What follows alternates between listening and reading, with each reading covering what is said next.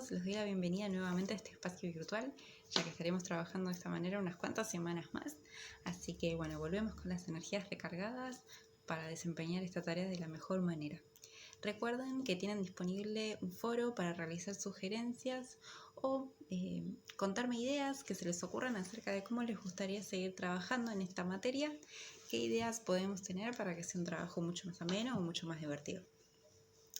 Entonces, las últimas clases estuvimos trabajando sobre los sistemas de nutrición, es decir, todos los sistemas del sistema humano que tienen que ver entonces con la forma en que nos nutrimos, es decir, que captamos nutrientes del ambiente. Una de ellas es la alimentación, otra es la respiración y muy importantes son las funciones de excreción, como estuvimos viendo, que son la forma de eliminar sustancias de desecho de nuestro organismo. Y el sistema encargado de repartir toda esta información y todas estas sustancias es el sistema circulatorio. Entonces, en esta ocasión ampliaremos un poco la mirada, ya que nos vamos a ir centrando en todos los seres vivos. Nosotros entonces, a lo largo de nuestro año, estuvimos charlando únicamente del cuerpo humano, que como sabemos, somos seres vivos. Pero en esta oportunidad vamos a comenzar a hablar acerca de todos los seres vivos y qué es lo que tenemos en común. Para empezar a pensar en ello, vamos a hacer una pregunta que nos parecerá medio difícil de contestar.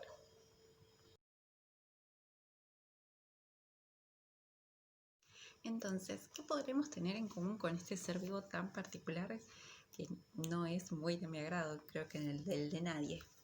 Bueno, entonces tenemos que pensar y rever muchas de las características que tienen estos seres vivos. Entonces, tenemos que pensar, las cucarachas en algún momento nacen. Sabemos que nacen a partir de huevos, cosa que no tenemos en común con ellas, pero sí que en algún momento nacen. Y nacen a partir de otras cucarachas. Además de eso, tienen que crecer. Tienen que desarrollar su organismo, se reproducen y luego inevitablemente en algún momento mueren. Entonces a esta cadena que llamamos nacer, crecer, desarrollarse y morir lo denominamos ciclo de vida. ¿Qué más podríamos decir que tenemos en común con las cucarachas? Bien, si nosotros miráramos las cucarachas a través de un microscopio y haríamos lo mismo con nosotros, podemos observar que todos estamos compuestos por células. Y estas células son las que forman todas las partes de nuestro organismo, es decir, todos los tejidos que conforman nuestros cuerpos están entonces compuestos por células. Y esta es una característica común a todos los seres vivos. Todos los seres vivos están compuestos por células. Y aquello que no tengan una célula no corresponde a un ser vivo.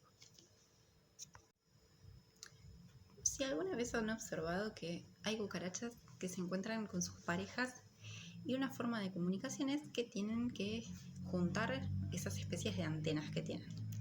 Al frotarse entre sí esas antenas, lo que están haciendo es comunicarse información una a la otra.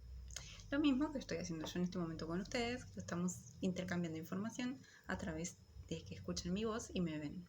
Entonces, estos intercambios de información lo vamos a denominar relacionarse. Y todos los seres vivos tienen esta capacidad de estar en contacto con otros seres vivos y además con su ambiente o con su entorno. Por ejemplo, en este momento yo estoy intercambiando información con el ambiente a través del sonido que yo estoy emitiendo, la luz que recibo de la iluminación de mi casa, del aire que estoy sintiendo, la temperatura. Todo eso es recibir información del ambiente, cosa que vamos a hacer todos los seres vivos. Y en esto de nombrar a todos los seres vivos, incluimos también a las plantas. Y otra característica fundamental que estuvimos charlando en clases anteriores es la forma de nutrición. Todos los seres vivos necesitan de nutrirse de alguna manera u otra. Sabemos que todos lo hacemos de diferentes maneras. Por ejemplo, nosotros nos alimentamos.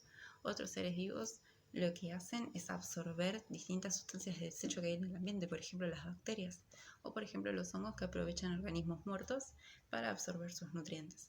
Entonces, imagínense que hay una amplia variedad de formas de nutrición, pero lo importante es saber que todos los seres vivos necesitan sí o sí de la nutrición.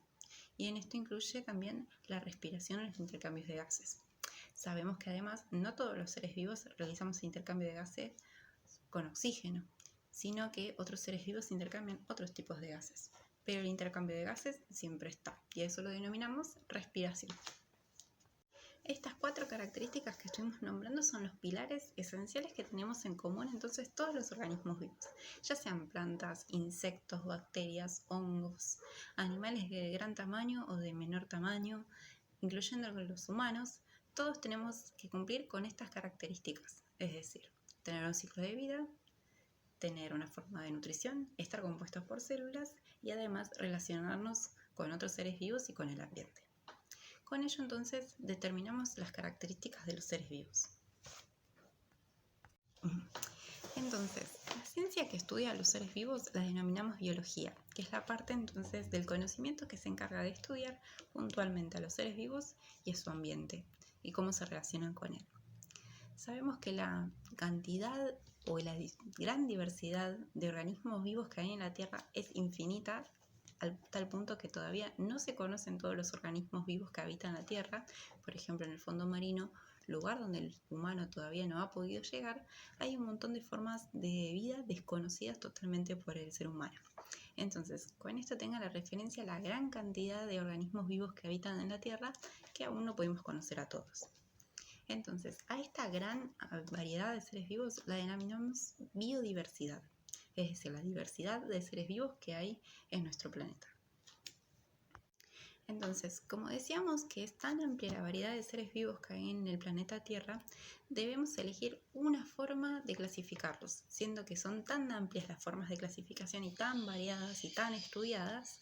Vamos a elegir una. Y en este caso, en nuestro primer año, vamos a elegir la forma de clasificarlos a través de su alimentación o de su nutrición.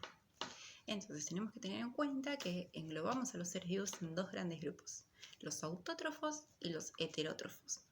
Los autótrofos son aquellos seres vivos que pueden producir sus propios nutrientes, por ejemplo las plantas, y los organismos heterótrofos son aquellos que necesitan conseguir esos nutrientes de algún otro ser vivo. En ese caso entramos nosotros, que nos alimentamos tanto de plantas como de animales, como de semillas, como de todo tipo de organismos vivos. Entonces acá hay que tener en cuenta estos 2 grandes grupos. Y a partir de la nutrición heterótrofa, nosotros clasificaremos a los distintos tipos de animales según la forma en que se alimentan de forma heterótrofa. Bien, entonces comenzamos a trabajar con los animales del tipo de nutrición heterótrofa, es decir, que necesitan alimentarse de otro organismo vivo. Entonces, para esto tenemos que englobar en 3 grandes grupos: los carnívoros, los herbívoros y los omnívoros. Pero ahora, si yo tuviera que adivinar o determinar qué tipo de nutrición tiene cada ser vivo, tengo que mirar algo muy puntual.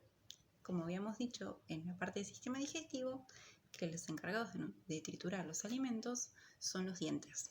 Entonces, para determinar qué tipo de alimentación tiene un animal, tenemos que hacer foco en el tipo de dentición que tienen. Por ejemplo, los animales herbívoros tienen los dientes mucho más cuadrados y de mayor tamaño, muy similares a nuestras muelas. Entonces, toda su dentición va a estar compuesta por ese tipo de diente. Van a tener la lengua mucho más grande y más musculosa. Los cráneos suelen ser bastante grandes y tienen gran cantidad de músculos.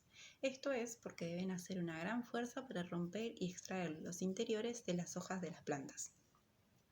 En cambio, los animales carnívoros tienen una apertura de boca bastante amplia, es decir, que pueden abrir mucho la boca. Van a tener dientes que necesiten asistir a la función del desgarre de la carne. Estos tipos de dientes son los colmillos, es decir, dientes mucho más afilados y más puntudos, no tan cuadrados como son los de los animales herbívoros. Entonces, van a tener menos músculos, la lengua va a ser mucho más chica, pero sí la cantidad de dientes, lo afilados que son, y la apertura de la boca va a ser mucho más grande.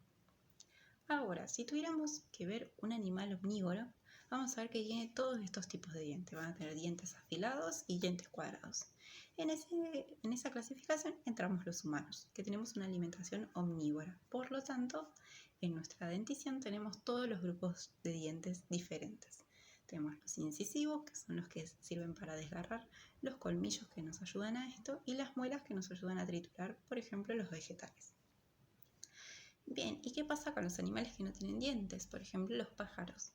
Cada distinto tipo de pico también responde al tipo de alimentación que tienen.